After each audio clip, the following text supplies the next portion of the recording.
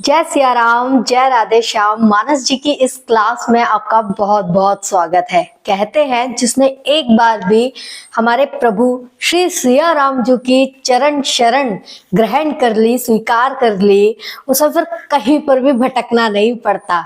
तो फिर आइए हम भी चलते हैं प्रभु की शरण में। पिछले वीडियो में हमने बाल कांड के दोहा नंबर 36 और उसकी 8 चौपाइयां समझी थी। आज इस वीडियो में हम समझेंगे दोहा नंबर 37 और उसकी पहली चौपाई। जो लोग पहली बार हमारा वीडियो देख रहे हैं उन्हें मैं बताना चाहूंगी कि मानस जी की जो सुंदर सुंदर चौपाइयां हैं ना, उन्हें परम पूज्य श्री तुलसीदास बाबा जी ने बड़े ही सुंदर ढंग से लता पता फूल बाग बगीचा सरोवर इत्यादि का उदाहरण देकर प्रस्तुत किया है, जिससे कि हमें आपको मानस जी की जो चौपाइयां हैं वो समझने में थोड़ी आसानी रहे।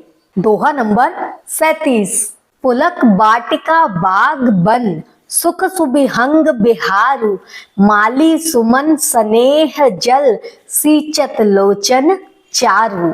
इसका अर्थ आप थोड़ा इस प्रकार से समझने का प्रयास कीजिए, जैसे कि आप कभी कभी कथा सुनने तो जाते ही होंगे या फिर YouTube के माध्यम से आप कथा सुनते होंगे, जैसे अभी इस वक्त आप ये वीडियो देख रहे हैं। तो कई बार ना कथा में कोई ऐसा प्रसंग आ जाता है जिसे सुनकर ना हमें रोमांच होने लगता है, हमारी एक्साइटमेंट बढ़ने लगती है, हमारी खुशी बढ़ने लगती है कि अब आगे क्या बताएंगे व्यास जी, कथा में आगे क्या होगा। तो इस जो हमारी एक्साइटमेंट है ना, इस एक्साइटमेंट को ही, हमारी खुशी को परम पूज्य तुलसी बाबा जी मानस जी के सुंदर सुंदर वाटिका बाग और वन बता रहे हैं। और इस एक्साइटमेंट से, इस रोमांच से हमें जो सुख मिलता है ना, आनंद की अनुभूति होती है ना कथा सुनकर, वो आनंद ही इस बगीचे के जो सुंदर सुंदर पक्षी हैं उनका विहार है। विहार मतलब घूमना, वो ही असली आनंद है। और हमारा जो निर्मल मन है वो माली का काम करता है, अपने प्रेम रूपी जल से इन सुंदर नेत्रों के द्वारा उस बगीचे को सींचता है, प्रभु के प्रति हमारे प्रेम को पोषित करता है। चौपाई नंबर 1। ये चौपाई बहुत छोटी है और बहुत कम शब्दों में बाबा ने इस चौपाई को बहुत प्यारे ढंग से समझाया है। जो मानस जी की चौपाइयां हैं वो गाने में ही अच्छी लगती हैं, और हमारे ठाकुर जी को भी मानस जी की चौपाइयां सुनना बड़ा प्रिय है। तो मैं प्रयास करती हूँ। जे गावही यह चरित संभारे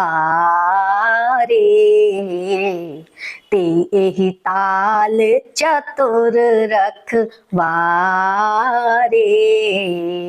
सदा सुनहि सादर नर नारी ते सुरबर मानस अधिकारी। जो लोग प्रभु के चरित्र को बड़े प्रेम से और सावधानी पूर्वक गाते हैं, कहते हैं, वो मानस जी के सुंदर सरोवर के चतुर रखवाले हैं। और जो स्त्री पुरुष प्रेम पूर्वक श्रद्धा के साथ प्रभु के चरित्र को सुनते हैं, कथा सुनते हैं, वे सुंदर मानस जी के उत्तम अधिकारी देवता हैं। इसे ऐसा समझने का प्रयास कीजिए जैसे कि इस वक्त मैं और आप, मुझे सेवा मिली है प्रभु का चरित्र गाने की, है ना। मैं एक्सप्लेन कर रही हूँ मानस जी की चौपाइयां, और हमारे जो गुरुजन हैं वो व्यासपीठ से इतनी सुंदर राम कथा कहते हैं, हमें समझाते हैं। और हम अपने घर में भी तो मानस जी का पाठ करते हैं, स्वयं श्री रामचरित मानस जी की चौपाइयां गाते हैं, सुनते हैं। तो उससे बाबा बताने का प्रयास कर रहे हैं कि जब हम प्रभु से कनेक्ट हो जाते हैं, हमें प्रभु की लीला कथा कहना और सुनना अच्छा लगने लगता है, तो उससे बड़ी उपलब्धि, उससे बड़ी अचीवमेंट हमारे लिए नहीं हो सकती।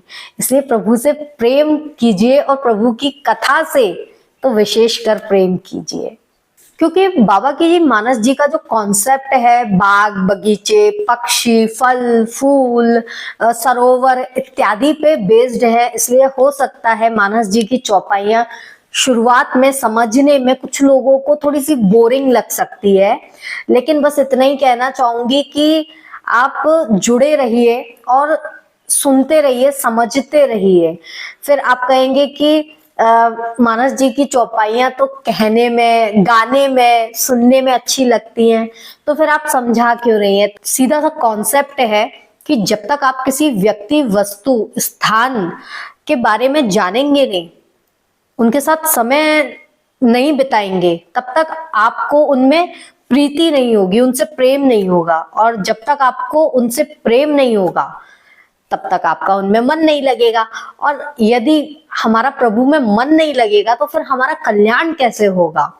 इसलिए अपने कल्याण के लिए हमें प्रभु की कथा सुनना, उनकी लीला सुनना बहुत जरूरी है, ताकि कथा सुनकर, लीला सुनकर हमें प्रभु से प्रेम हो सके। क्योंकि बिना कथा सुने, बिना लीला सुने हमें प्रभु से प्रेम हो ही नहीं सकता।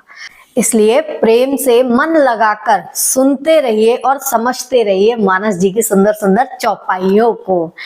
आज के लिए इतना काफी है।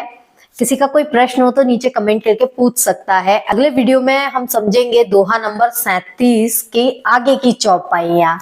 तो तब तक के लिए जय सिया राम, जय राधे श्याम।